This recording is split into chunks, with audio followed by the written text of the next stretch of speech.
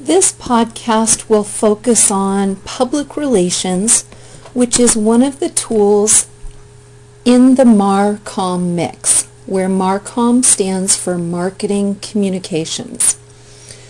What you'll see is that the MARCOM mix generally includes advertising, PR, and sales promotion.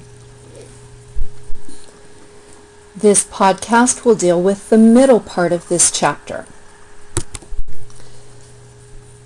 Public relations essentially is one of the MARCOM functions that seeks to build good relationships with a variety of an organization's stakeholders.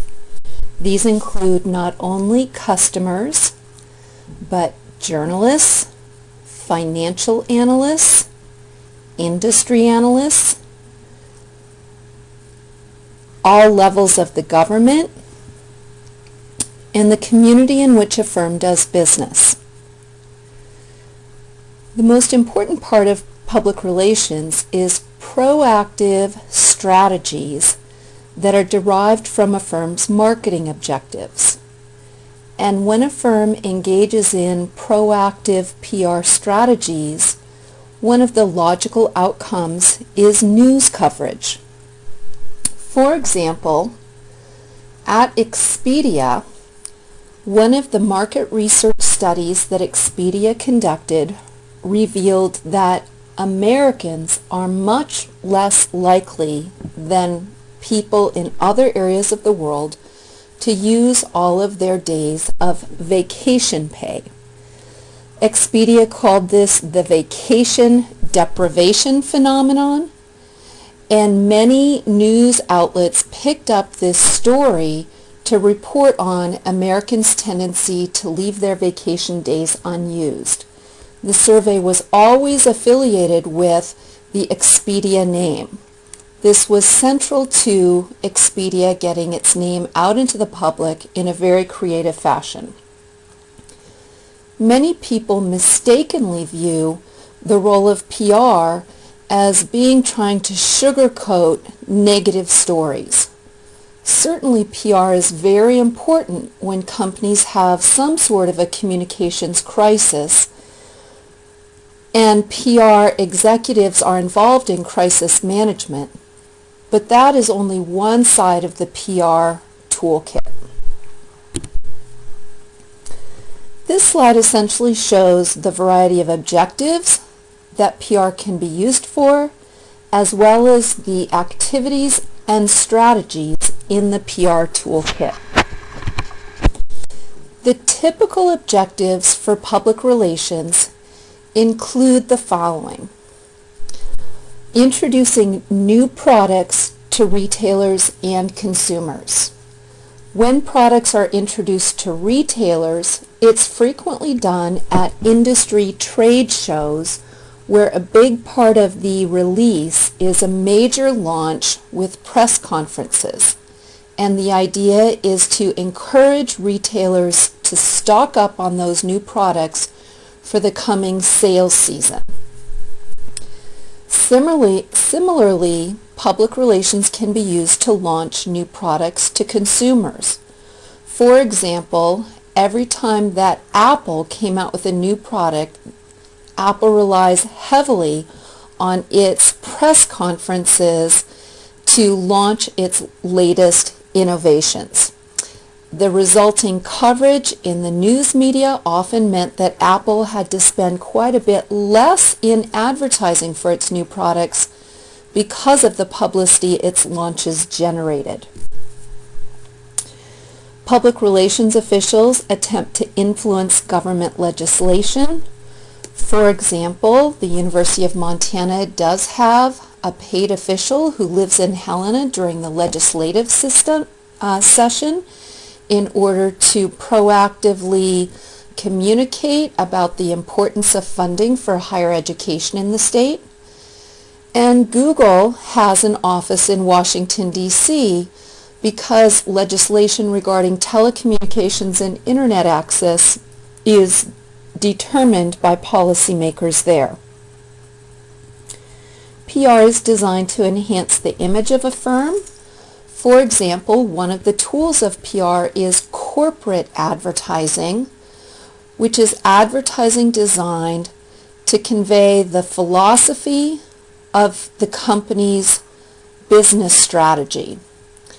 An example of this would be when we see ads for Apple that talk about its strategies in terms of sustainability, or when we see ads by Procter & Gamble during the Olympics that essentially talk about its support for mothers.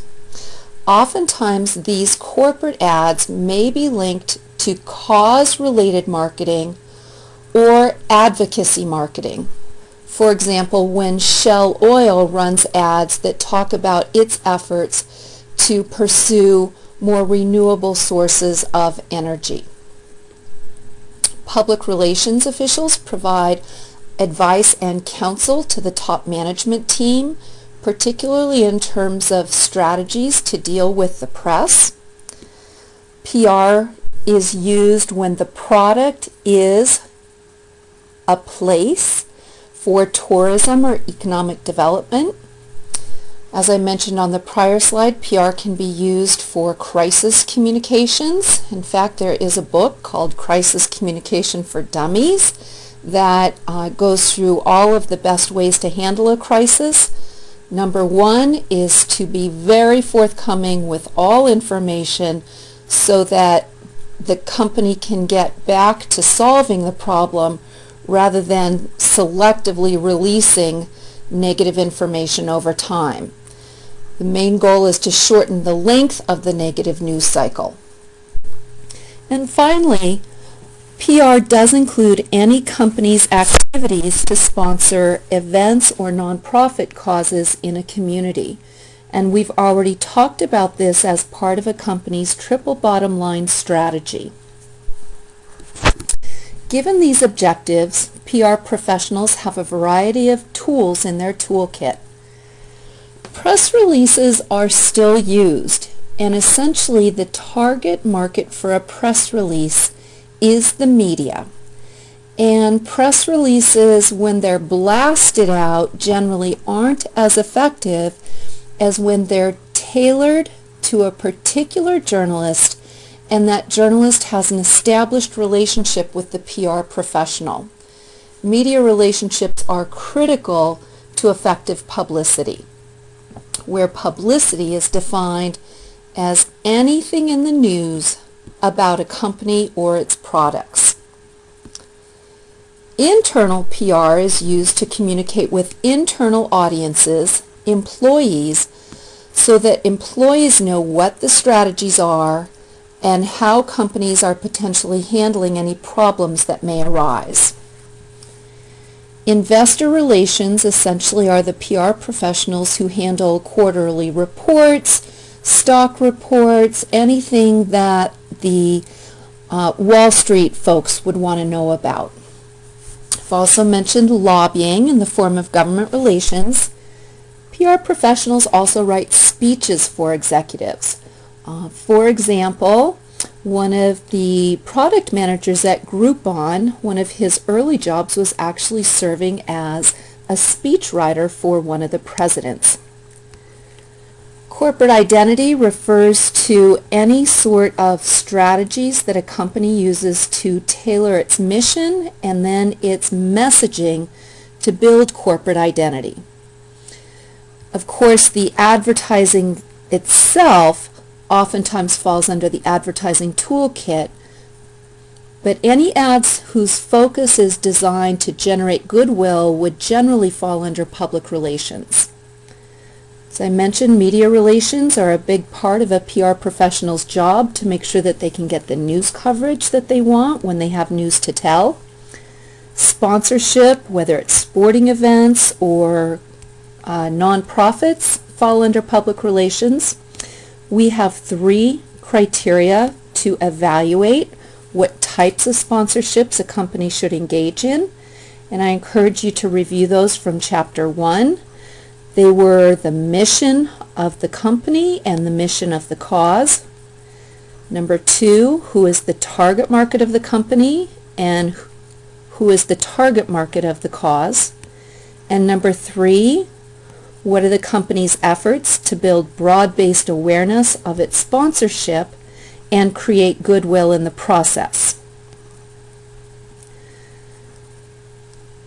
Guerrilla marketing refers to marketing that happens not through paid media, but through street teams and street events. For example, when the Oscar Mayer Wienermobile drives across the country, that would be a form of guerrilla marketing. Or when Bing sponsors the NFL tailgating championships, that would be another example of guerrilla marketing, which essentially means non-traditional tactics to gain attention and awareness and break through the clutter. Your book does not address how PR professionals evaluate the effectiveness of their strategies. Yet one thing we've learned in class is understanding metrics for effectiveness is critical to getting budget allocations for marketing. One of the first measures that's used to evaluate PR effectiveness are what are called impression equivalents. So if somebody reads a story in the New York Times about Microsoft's launch of its Scroogled website, essentially the size of the audience of New York Times would be the number of impressions. And then the question becomes, how much would it have cost in advertising dollars to create that same number of impressions? The fact is, creative PR can generate a large number of impressions without paid advertising. And in that sense, we're looking to calibrate or create equivalence in terms of the PR impressions created compared to what it would have cost in advertising to generate those impressions. PR professionals often hire a clipping service whose job it is to clip any story about the company in any public media. And although it's called a clipping service for magazines and newspapers, this would also pertain to TV, radio, etc. A company can also ask that its clipping service clip articles on its competitors, and then the question is how many stories might be generated and what's the tone of those stories. Are they positive or negative?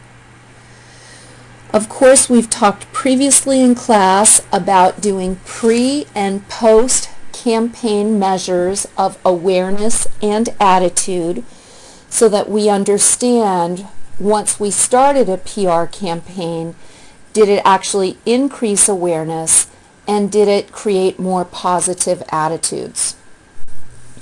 There may be specific campaign metrics. For example, at a trade show, the number of people who visit a booth at a trade show may be a specific metric. Or if we're doing some guerrilla marketing, it may be the number of people who showed up at an event.